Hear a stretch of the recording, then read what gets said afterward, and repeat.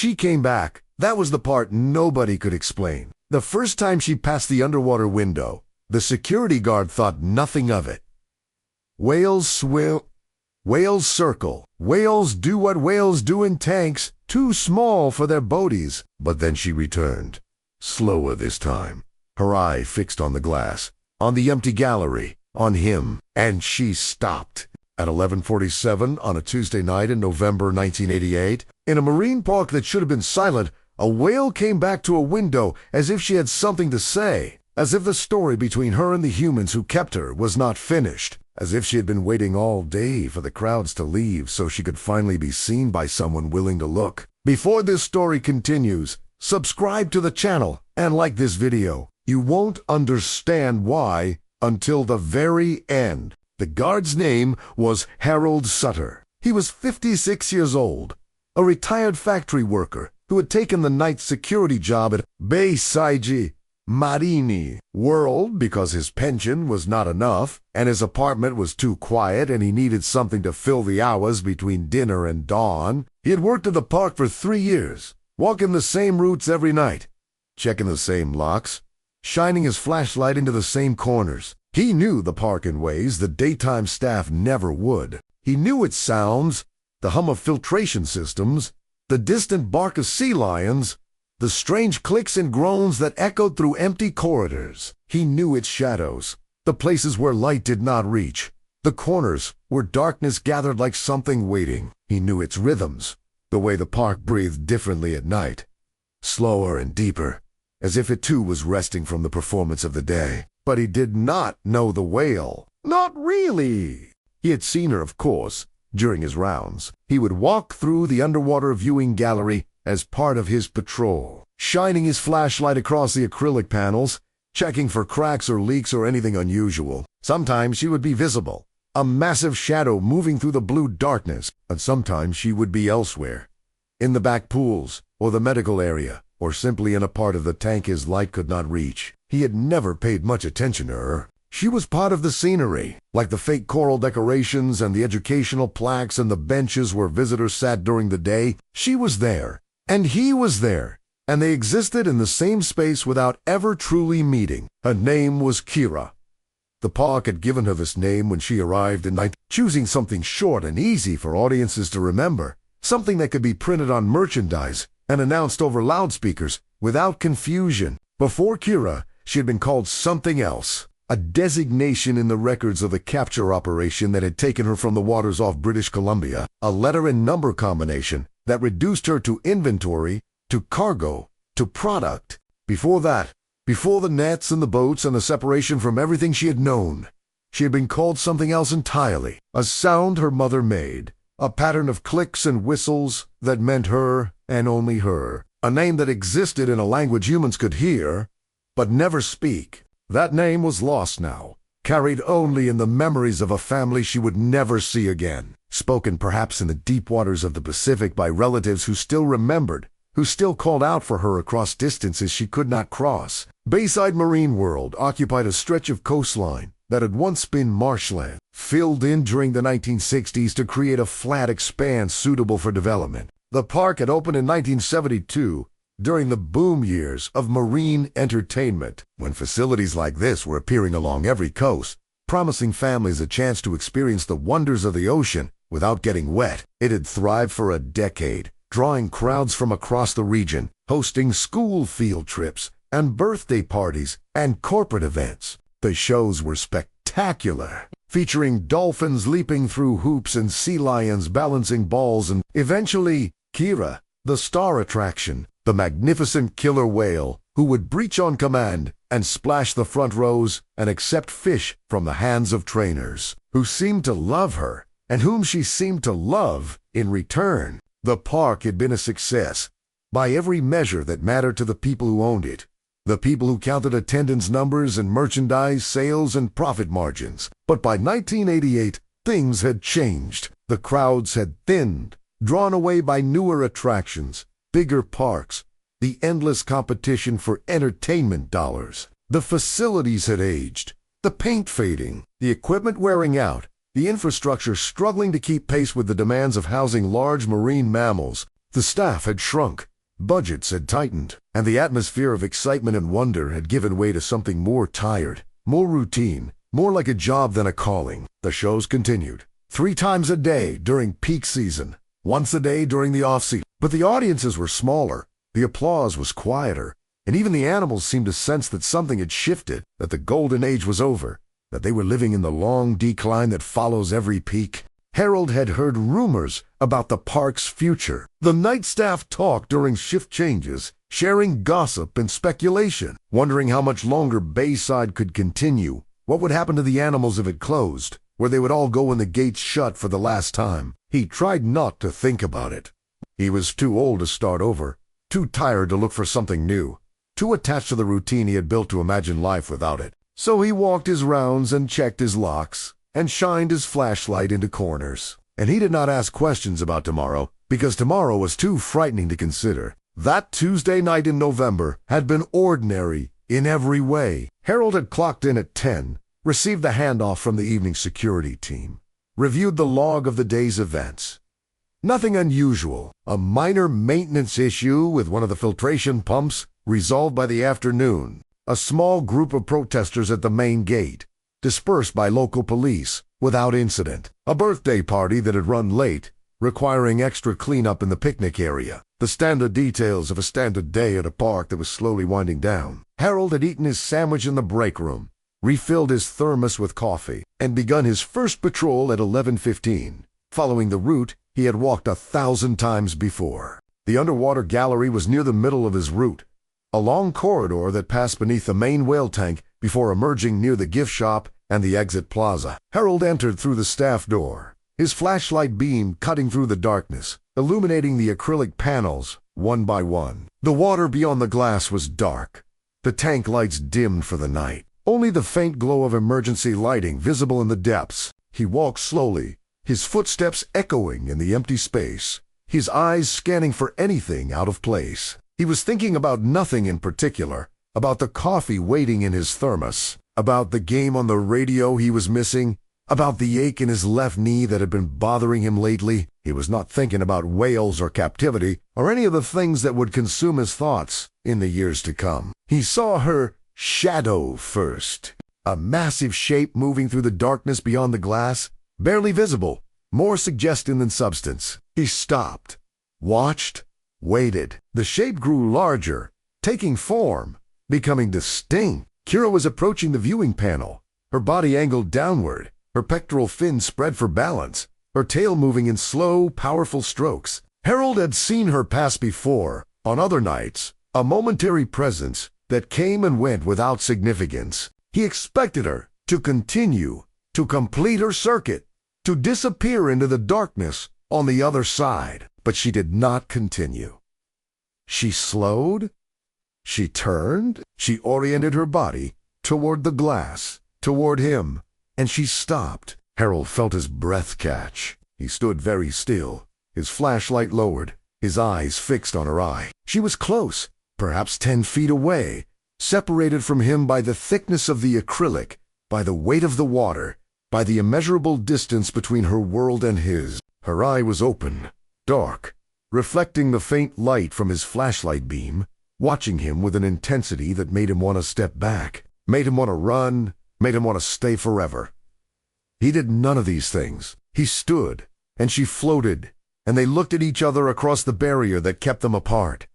He did not know how long this lasted. Time had become strange, elastic, unreliable. It might have been seconds or minutes or hours. It might have been a lifetime compressed into a moment, or a moment stretched into a lifetime. He only knew that something was happening, something he did not understand, something that felt important in a way he could not articulate. She was looking at him, really looking. Not the blank stare of an animal in a tank, not the trained response of a performer waiting for a cue, but something else, something deeper, something that felt almost like recognition, almost like communication, almost like a question he did not know how to answer. Then she moved. Slowly, deliberately, she turned away from the glass and swam into the darkness, her massive body disappearing into the depths, leaving only the faint swirl of water in her wake. Harold exhaled, not realizing he had been holding his breath, and he leaned against the gallery railing, his heart pounding, his hands trembling. He told himself it was nothing. He told himself he was tired, imagining things, letting the late hour and the empty space play tricks on his mind. He told himself that whales did not look at humans that way, did not communicate, did not have whatever it was he thought he had seen in her eye. He told himself all of this, and he did not believe a word of it. He continued his patrol, but his mind was elsewhere, replaying the moment, trying to understand what had happened. He checked the locks on the gift shop, walked the perimeter of the dolphin habitat, inspected the sea lion enclosure. Everything was normal.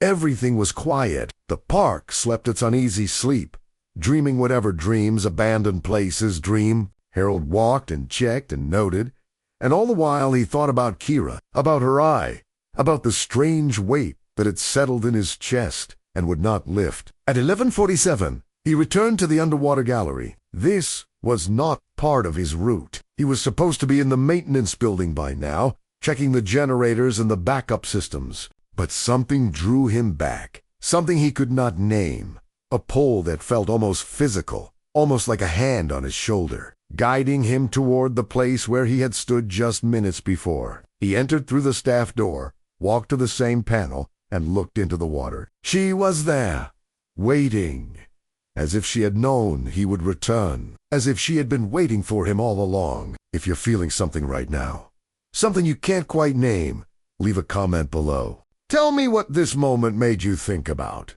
And if you haven't already, hit that subscribe button. This story is just beginning.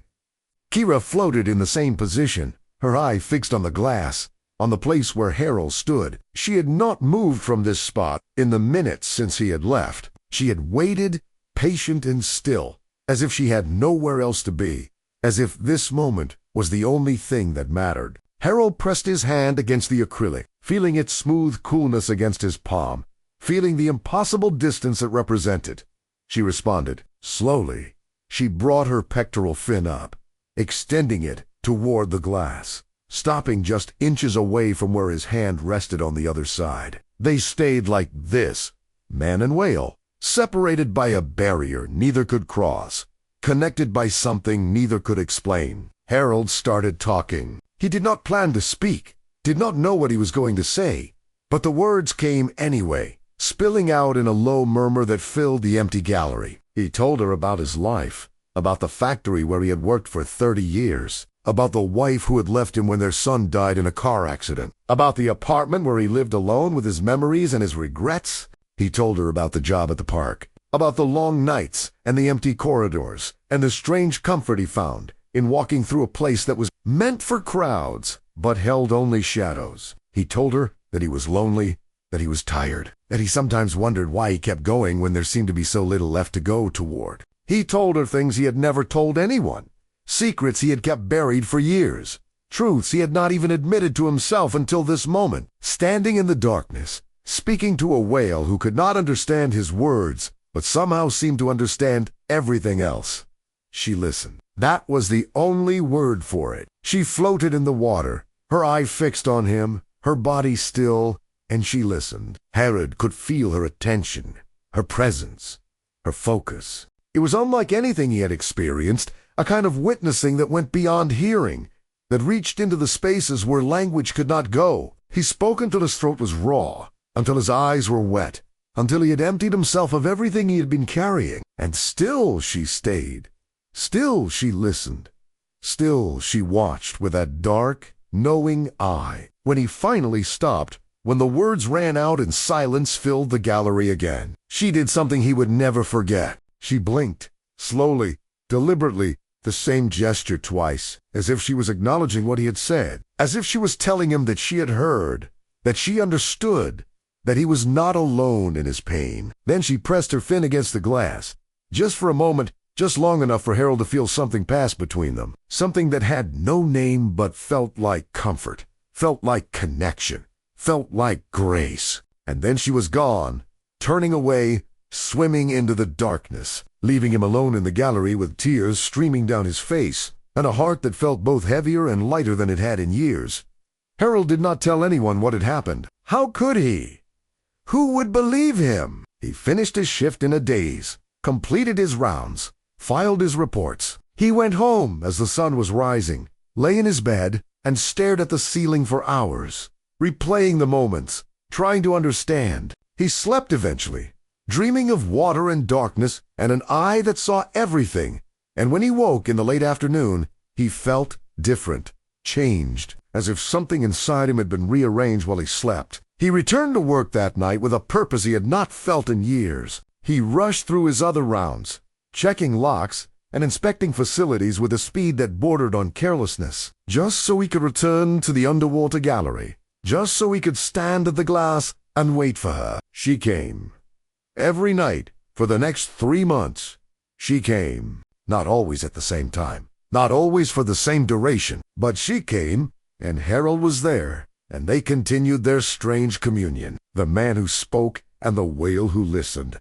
The two lonely creatures finding something in each other that they could not find anywhere else. Harold started learning about her. He read books from the library, articles from magazines, anything he could find about orcas, about their intelligence, their social structures, their lives in the wild and in captivity. He learned about their families, the matrilineal pods that stayed together for generations, the bonds between mothers and children that lasted a lifetime. He learned about their language, the complex system of clicks and calls that allowed them to communicate across miles of open ocean. He learned about their migrations, the vast distances they traveled, the territories they claimed, the freedom that was their birthright. And he learned about captivity, about the captures and the separations, about the small tanks and the endless performances, about the collapsed dorsal fins and the shortened lifespans, and the strange behaviors that developed when creatures built for the ocean were confined to concrete pools. The knowledge changed him. It changed how he saw Kira, how he understood her stillness at the glass, how he interpreted the weight in her eye. She was not just an animal in a tank. She was a prisoner, a survivor, a being of extraordinary complexity, trapped in a life that could not contain her. Every night, when she came to the window, she was reaching across the barrier, trying to connect, trying to be seen, trying to remind herself and whoever was watching that she existed, that she mattered, that she was more than what they had made her. Harold understood this now, felt it in his bones, carried it with him like a burden he could not put down and did not want to put down. Spring came, and with it changes at Bayside Marine World. The rumors Harold had heard became reality. The park announced that it would close at the end of the summer, unable to continue operations in the face of declining attendance and rising costs. The animals would be transferred to other facilities. The staff would be laid off. The property would be sold to developers who had plans for condominiums and shopping centers. It was presented as a business decision, a necessary response to market conditions, a responsible conclusion to a chapter that had run its course. No one talked about what it meant for the animals. No one talked about where they would go or what would happen to them. No one talked about Kira, Harold asked. He cornered the general manager one morning after his shift, demanded to know what would happen to the whale. The manager was evasive, uncomfortable, clearly unused to being questioned by night security. There were discussions happening, he said. Options being explored. The whale's welfare was a priority. Of course, everything would be handled appropriately. He excused himself before Harold could ask more, leaving Harold standing in the parking lot with his questions unanswered and a growing sense of dread settling in his stomach. He tried other channels. He called animal welfare organizations, conservation groups, anyone he could find who might have information or influence. Most did not return his calls. Those who did spoke in careful language about the challenges of relocating large marine mammals, about the limited options for whales who had spent their lives in captivity, about the unfortunate realities of a system that created problems it could not solve. One woman, a researcher who had studied captive orcas for decades, was more direct. Whales like Kira, she said, usually did not survive transfer. They were too adapted to their current environment, too dependent on routines they had learned, too damaged by years of captivity to adjust to something new. The facilities willing to take them were often no better than the ones they left, and the sanctuaries, the sea pens, the true alternatives, were too few, too expensive, too difficult to access. She did not say what would happen to Kira. She did not have to. Harold understood. The summer passed in a blur of farewell events and closing ceremonies. The park tried to end on a high note, hosting special performances and discounted admissions in celebration of 40 years of marine wonder. The crowds returned, briefly, drawn by nostalgia and curiosity, wanting to see the animals one last time before they disappeared. Harold watched the daytime shows from a distance, seeing Kira perform her routines, leap and splash and accept fish from trainers who smiled even though their jobs were ending, who played their roles even though the stage was being dismantled around them. She performed well, hit every mark, gave the audience what they came for. But Harold knew what he knew. He had seen her at night, when the performance ended and the mask came off. He had seen the stillness, the waiting, the eye that held everything she could not express in leaps and The night before the park's final day, Harold stood at the underwater gallery for the last time. He had said goodbye to his colleagues, cleared out his locker, signed the paperwork that ended his employment. Tomorrow the gates would close, the animals would be prepared for transport, and Bayside Marine World would begin its transformation into something else. He stood at the glass and waited, as he had waited so many nights before, not knowing if she would come, not knowing what he would say if she did. She came.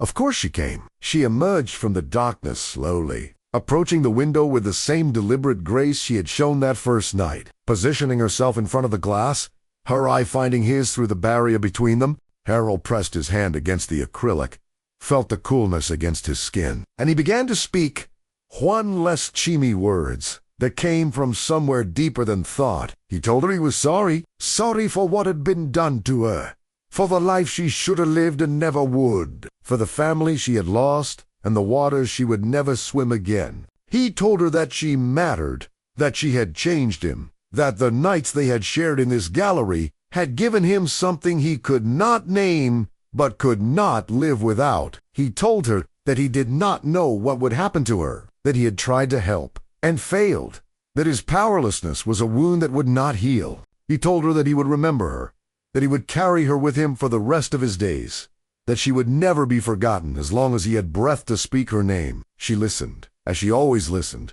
still and present and impossibly deep. And when he finished, when the words ran out and the silence returned, she did something she had never done before. She vocalized. A sound emerged from her, low and long and indescribably sad, a call that resonated through the water and through the glass and through Harold's chest, vibrating in his bones, settling in his heart. It was not a word, not a message he could decode, but it was communication, undeniable and profound. She was answering him. She was telling him something. She was saying goodbye. If this moment moved you, share this video with someone who needs to hear this story, and make sure you've hit the like button, because these stories need to reach more people. They need to be heard. Harold never saw Kira again. The park closed the next day, and he was not allowed on the property during the transfer operations. He watched from the parking lot across the street as trucks came and went, as equipment was dismantled, as the place that had been his world for 3 years was systematically taken apart. He tried to see her, tried to catch a glimpse of the transport container that would carry her to wherever she was going. But there were too many vehicles, too much activity, too much chaos for him to track any single animal. He learned later, through phone calls and letters, and a slow accumulation of information that came to those who asked enough questions, that Kira had been transferred to a facility in South America. The details were vague, the communications evasive, but the basic facts emerged. She had survived the transport. She had been placed in a tank smaller than the one at Bayside. She had performed in shows for another 2 years before her health began to decline. She had died in 1991 of causes that were never fully explained, at an age that should have been her prime, in a tank that should never have been her home. Harold lived for 23 more years after Bayside closed. He never took another job, surviving on his pension and the small savings he had accumulated. He moved to a town near the coast, rented a small house with a view of the water, and spent his remaining years walking the shoreline, watching the waves, looking for fins that never appeared. He thought about Kira every day. He talked about her to anyone who would listen. telling the story of the whale who came back to the window twice on a late evening in 1988. The whale who listened to him when no one else would. The whale who changed his life in ways he still could not fully explain. He wrote letters to newspapers and magazines, advocating for the end of whale captivity, sharing what he had learned about the intelligence and suffering of these creatures. Some letters were published. Most were not. He joined protests at marine parks, standing outside gates with signs and pamphlets, trying to reach visitors before they went inside, trying to tell them what he knew about the animals they were paying to see. Some people listened. Most did not. He did what he could with the time he had, driven by a promise he had made to Kira on that last night, a promise to remember, to speak, to fight for those who could not fight for themselves. In his final years, Harold developed dementia, his memories fragmenting, his sense of time dissolving into confusion. But even as he forgot his own name, forgot his address, forgot the faces of his few remaining friends, he remembered Kira. She remained vivid when everything else faded, her eyes still watching him from across the barrier, her voice still calling to him in dreams. The nurses at the care facility where he spent his last months said he often spoke to someone they could not see, carrying on conversations in the middle of the night, his voice low and tender, his face peaceful in a way it never was. During the day, they thought he was talking to a lost loved one, a wife or child or parent who lived only in memory. They were not wrong. Harold died on a Tuesday evening in November 2011, almost exactly 23 years after the night Kira had returned to the window twice. The nurses said he passed peacefully. His eyes open, a slight smile on his face, as if he was seeing something beautiful just beyond the boundary of the visible world. They could not know what he was seeing. They could not know that.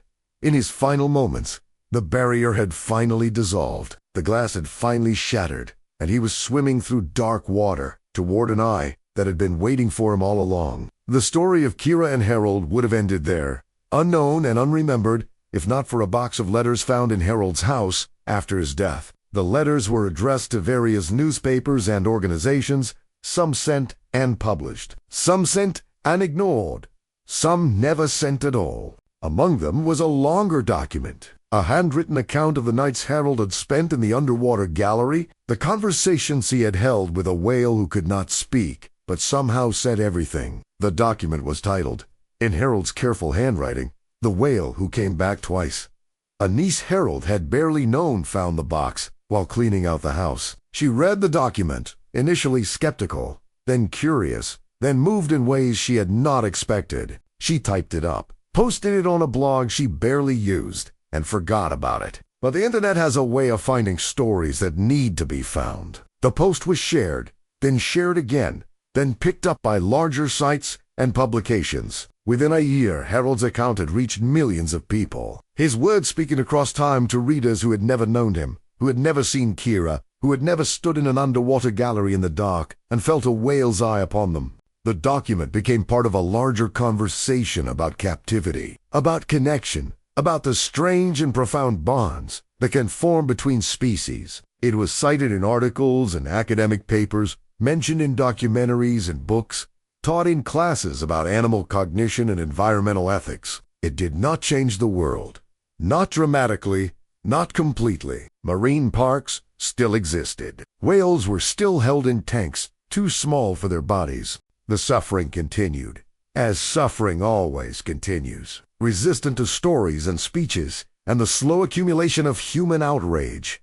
But something shifted, somewhere, in some hearts. Some people read Harold's words and decided they would not buy tickets to captive whale shows. Some people read about Kira and began asking questions they had never asked before. Some people learned that a whale could return to a window twice on a late evening, could listen to a lonely man's confession, could say goodbye in a language that needed no translation. The site where Bayside Marine World once stood is a shopping center now. The parking lot where Harold kept his vigil is a row of storefronts. The underwater gallery where he stood so many nights is a food court, brightly lit, filled with the chatter of shoppers and the smell of fast food. There is no plaque, no memorial, no indication that anything significant ever happened here. The past has been erased, paved over, replaced by the endless present of commerce and consumption. But the story survives, in Harold's words, in the memories of those who read them, in the ripples that continue spreading outward from a moment of connection in 1988. The story survives. Kira came back to the window twice, as if her story wasn't finished. And now, perhaps, it never will be. If this story stayed with you, if that silence meant something to you, subscribe to the channel. These stories are not about animals. They are about us. Some memories do not need to be defended. They only need to be remembered.